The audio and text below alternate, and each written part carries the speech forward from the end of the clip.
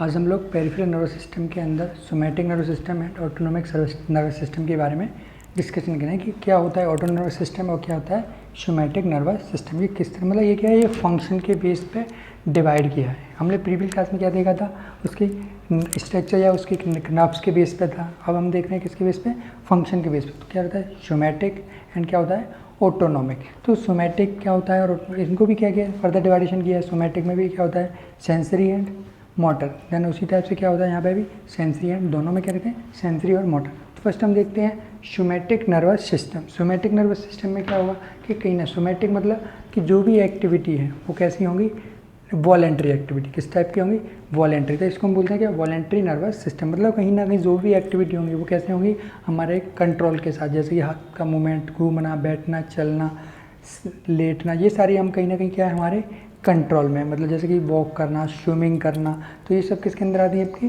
Somatic nervous system के। मतलब somatic हम क्या बोलते हैं, वॉलेंट्री नर्वस। मतलब कहीं ना कहीं वॉलेंट्री इन्वॉल्वमेंट रहता है हमारा। मतलब कहीं ना कहीं क्या होगा कि जो भी फंक्शन होगा उसमें क्या होगा, हम इच्छा से या हम कुछ ना कुछ उसमें हमारे फंक्शन होगा या हम उसको कंट्रोल करते हैं।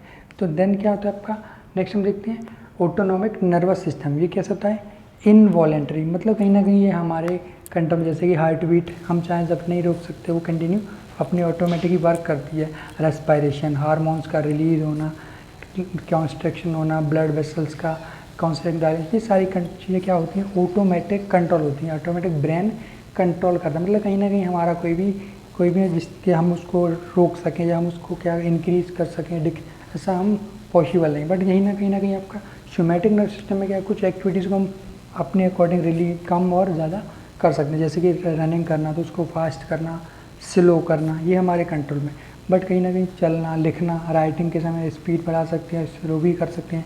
स्पीकिंग कुछ बोलना है उस समय स्पीड बढ़ा सकते हैं कम। तो ये कहीं ना कहीं हमारे कंट्रोल, तो उसको हम बोलते हैं क्या, सोमैटिक नर्वस सिस्टम। और ऑटोनोमिक नर्वस सिस्टम जिसमें हमारा कोई भी इन्वॉल्वमेंट नहीं। मतलब कहीं ना कहीं हम किसी भी चीज़ को अपने अकॉर्डिंग उसको रोक, जैसे कि हमने फूड खाया तो हम चाहें पॉसिबल कि हम डाइजेशन ना हो, तो वो तो होना है, क्योंकि वो कैसी है ऑटोनोमिक, मतलब ऑटोमेटिक होने वाली एक्टिविटी। उसको हम बोलते हैं क्या, इन्वॉलेंट्री नर्वस। मतलब कहीं ना कहीं हमारा कोई भी इन्वॉल्वमेंट नहीं हो, वो ऑटोमेटिकली ब्रेन उसको क्या करता है, एक्टिवेट करता है और रिलैक्स करता है। तो ये क्या रहता है आपका, देखते हैं ऑटोनोमिक नर्वस सिस्टम को क्या क्या टू पार्ट्स में डिवाइड किया। कौन सा, एक होता है सिंपैथेटिक नर्वस सिस्टम, एक होता है आपका parasympathetic nervous system. Sympathetic nervous system and parasympathetic. Sympathetic में क्या होगा कि कुछ एक्टिविटीज़ क्या होती हैं, इंक्रीज होती है। कहीं ना कहीं ये सिंपैथेटिक कब होता है, जब किसी ना किसी कंडीशन में हो, क्रिटिकल कंडीशन, इमरजेंसी वाली कंडीशन में होती हैं। उस कंडीशन में कौन सा वर्क करता है आपका सिंपैथेटिक नर्वस सिस्टम। जैसे हम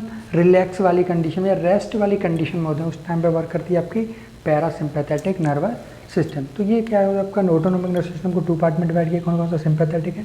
पैरासिम्पैथेटिक कब करता है, जब हम किसी भी ना किसी क्रिटिकल कंडीशन में, फाइट एंड फ्लाइट, क्या होता है फाइट एंड फ्लाइट, मतलब भागना और दौड़ना, उड़ना और दौड़ना, इस तरह से मतलब फाइट करना है और उस कंडीशन को हराना है, वो क्या रहता है, किस कंडीशन में होता है, पैरासिम्पैथेटिक। सिंपैथेटिक मतलब उन सारी एक्टिविटीज़ को स्लो या नॉर्मल करना, उस कंडीशन को हम बोलते हैं क्या, पैरासिम्पैथेटिक नर्वस सिस्टम है। तो हम देखते हैं क्या क्या डिफरेंस रहता है सिंपैथेटिक एंड पैरासिम्पैथेटिक। अच्छा सिंपल सा, जैसे कि हमारे एक सिंपैथेटिक एग्जांपल देते हैं, जैसे कि हम कहीं भाग रहे हैं, जो चल रहे हैं, सडनली हमारे पीछे डॉगी पड़ता है, तो हम जो हमारी एक्टिविटी जो भी चेंजेस होती हैं, हार्ट बीट का तेज़ होना, रेस्पिरेशन का फास्ट होना, तो कहीं ना कहीं स्वेटिंग होना, सलाइवेशन कम होना, ये सारी एक्टिविटी क्या हो रही है, कहीं ना कहीं इस तरह की कोई प्रॉब्लम, जैसे अगर सलाइवेशन ज़्यादा हुआ तो कुछ ना कुछ प्रॉब्लम हो सकती है, भूख ज़्यादा, तो इसके ना कहीं डाइजेशन फंक्शन को कम कर, तो ये सब किसका सिंपैथेटिक। क्योंकि अगर ये सारी चीज़ें होंगी तो मैं उस चीज़ पर प्रॉपर्ली फोकस नहीं कर पाएंगे। और सिंपैथेटिक क्या होता है, जब ये सारी बढ़ जाती है उनको फिर एक टाइम पे आकर नॉर्मलाइज करना, वो करता है आपका पैरासिम्पैथेटिक नर्वस। तो हम देखते हैं कुछ क्या क्या चेंजेस देखने को मिलते हैं। तो फर्स्ट हम देखते हैं प्यूपिल्स। तो जब सिंपैथेटिक वर्क करती है तो प्यूपिल्स क्या करती है, डायलेट हो जाएगा, और सिंपैथेटिक क्या करेंगे, उसको कॉन्स्ट्रैक्ट। जैसे कि हम रनिंग कहीं ना कहीं किसी भी क्रिटिकल सिचुएशन है तो हमारी पीपल्स क्या हो जाती हैं, डायलेट हो रही है। मतलब बहुत अच्छे से फोकस करने के लिए, रनिंग करना, भागना है उस जगह से, तो बहुत अच्छे से फोकस, बहुत अच्छे से हम सोच सकते हैं और बुक कहीं ना कहीं कुछ एक्टिव, तो बुक क्या करेगा उसमें, सिंपैथेटिक क्या करती है, प्यूपिल्स को डायलेट करती हैं, और देन आपका पैरासिम्पैथेटिक क्या करती है, उसको कॉन्स्ट्रैक्ट करती है या कॉन्ट्रैक्शन में हेल्प करती है। नेक्स्ट आपका हार्ट रेट। जो हार्ट रेट रहती है वो कहीं ना कहीं अगर सिंपैथेटिक नर्वस सिस्टम के अंदर क्या होगा, इंक्रीज़ करेगा, हार्ट रेट क्या हो जाएगी, इंक्रीज होगी, क्योंकि बॉडी को ब्लड की बहुत ज़्यादा रिक्वायरमेंट होती है, क्योंकि हम किसी ना किसी क्रिटिकल या इमरजेंसी कंडीशन में। दैन ये क्या करता है, पैरासिम्पैथेटिक हार्ट रेट को स्लो कर देना या उसको मिनिमाइज नॉर्मलाइज कर देना, वो क्या करता है, पैरासिम्पैथेटिक नर्वस सिस्टम। नेक्स्ट हम देखते हैं रेस्पायरेशन।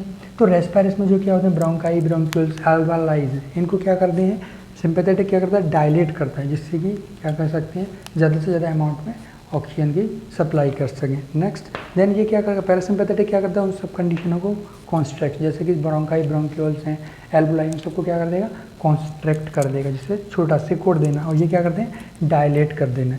नेक्स्ट आपका देखते हैं सलाइवा।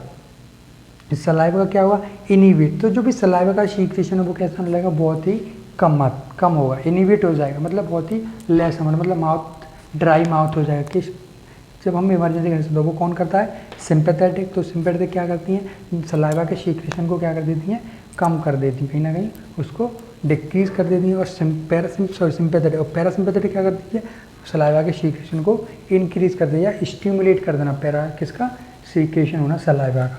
नेक्स्ट हम देखते हैं स्टोमक की, जो भी स्टोमक की एक्टिविटी है, जब हम क्रिटिकल इमरजेंसी या सिंपैथेटिक उनको क्या करेगा, कंट्रोल या कम कर देगा, क्या कर देगा, इनिबिट कर देगा कि स्टोमक की एक्टिविटी को। देन आपका पैरासिम्पैथेटिक में क्या होंगी, जो भी स्टोमक की जो भी एक्टिविटी है, डाइजेशन वगैरह जो होगा वो क्या हो जाएगा, नॉर्मल या डाइजेशन होना स्टार्ट या प्रॉपरली स्टोमक की जो एक्टिविटी है स्टार्ट हो जाती है, कहाँ पर, पैरासिम्पैथेटिक, और सिंपैथेटिक में वो सारी कम हो जाती है। नेक्स्ट हम देखते हैं लिवर। लिवर का क्या करता है, लिवर बाइल को सीक्रेट करता है, तो यहाँ पे क्या होगा, बाइल का सीक्रेशन बढ़ जाता है, क्या हो जाता है, बाइल का सीक्रेशन बढ़ जाता है, कहीं ना कहीं सिंपैथेटिक क्या करती हैं, बाइल के सीक्रेशन को बढ़ा देती हैं। देन पैरासिम्पैथेटिक क्या करती हैं, एक टाइम पे जाके बाइल के सीक्रेशन को क्या कर देती हैं, कम कर देती हैं। तो ये किस्म क्या रहता है, पैरासिम्पैथेटिक के अंदर। देन हम देखते हैं स्वीट ग्लैंड। तो स्वीट ग्लैंड में क्या होगा कि जब हम क्रिटिकल या इमरजेंसी वाली कंडीशन में होते हैं तो बहुत ज़्यादा स्वेटिंग होती है, तो सिंपैथेटिक क्या करती हैं, उसको स्टिमुलेट कर देती हैं, बहुत ज़्यादा एक्सेसिव अमाउंट में क्या होगी, स्वेटिंग होती है। देन आपका यहाँ पे क्या होगा, पैरासिम्पैथेटिक क्या करेगी, स्वेटिंग को कम कर दें, क्योंकि हम एक नॉर्मल या एक रिलैक्स वाली कंडीशन में पहुँच जाते हैं, तो ये कहीं ना कहीं स्वेटिंग को क्या कर देती है, पैरासिम्पैथेटिक उसको मिनिमाइज या क्या नॉर्मलाइज कर देती है। देन हम देखते हैं इंटेस्टाइन कि जो भी इंटेस्टाइन की जो भी एक्टिविटी है वो कैसी हो जाएंगी, इनहिबिट हो जाएंगी, क्या हो जाएंगी, क्योंकि इंटेस्टाइन का जो वर्क है वो इनहिबिट हो जाएगा, कहीं ना कहीं स्लो हो जाएगा, क्योंकि उस समय कोई ऐसा प्रॉब्लम नहीं, क्योंकि हम इस समय ऐसी सिचुएशन में नहीं होते कि स्टूल को पास आउट कर सकें या यूरिन को, तो कहीं ना कहीं ये सारी चीज़ क्या कर देगा, तो उसके फंक्शन को क्या कर देंगे, इनहिबिट कर देते हैं। देन आपका पैरासिम्पैथेटिक, देन उसके बाद क्या कर देती हैं, स्टिमुलेट कर देते हैं उसके फंक्शन को, किसके, इंटेस्टाइन के जो भी फंक्शन है, मतलब कहीं ना कहीं नॉर्मल। नेक्स्ट हम देखते हैं यूरिनरी ब्लैडर।